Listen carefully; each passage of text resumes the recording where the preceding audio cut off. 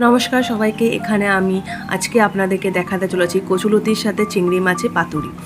কচুলতিটাকে আমরা একটু সিদ্ধ করে নিলাম, কাঁচা লঙ্কা, সর্ষের তেল, ধনেপাতা কুচি করে কেটে নিলাম, ধনে গুঁড়োও দিতে পারেন, জিরের গুঁড়ো, হলুদ, নুন পরিমাণ মতো দিয়ে দিলাম। তারপরে চাটুতে একটু গরম করে, হালকা গরম করে, তা না করলেও কোনো অসুবিধা নেই, কলা পাতা দিয়ে দিলাম।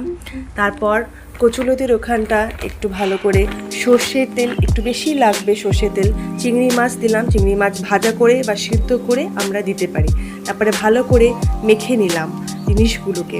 মেখে নেওয়ার পরে এখন চাটুতে আমরা কচুলতিটাকে চিংড়ি মাছের সমেত ভালো করে ওটাকে রেখে দিলাম, যত্ন করে। দেখতেই পাচ্ছেন ভালো করে চাটুতে দিয়ে দিলাম, তাতে কি হয়ে যায় ঠিকভাবে আমরা। তারপর তারপরে এখন চাটুতে আমরা আবার কলা পাতা দিয়ে ঢাকতে চলেছি। ঠিক আছে, কলা পাতা ঢাকতে চলেছি। আপনারা চাইলে আরও একটু সর্ষের তেল দিলে কি ভালো হয়, স্বাদ মতে টেস্টটা ভালো হয়। তারপরে আবার দেখছেন আমরা আবার সর্ষের তেল দিয়েছি, যাতে কি স্বাদটা, গন্ধটা একটু ভালোভাবেই আসে, খেতে টেস্টি লাগে।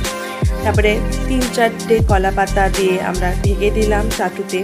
তারপর তার উপরে কোনো বাসন বা থালা বা ঢাকনি দিয়ে ঢেকে দিন, তাহলে কি ওটা বেশি ভালোভাবে হয়। তারপর আমরা মাঝে সাঝে উঠে চেক করব। চেক করাটা আমি আর ভিডিও করলাম না, 1 ঘন্টা প্রায় কাছাকাছি লাগে। দেখুন রেডি, দেখতে টেস্টি লাগছে না?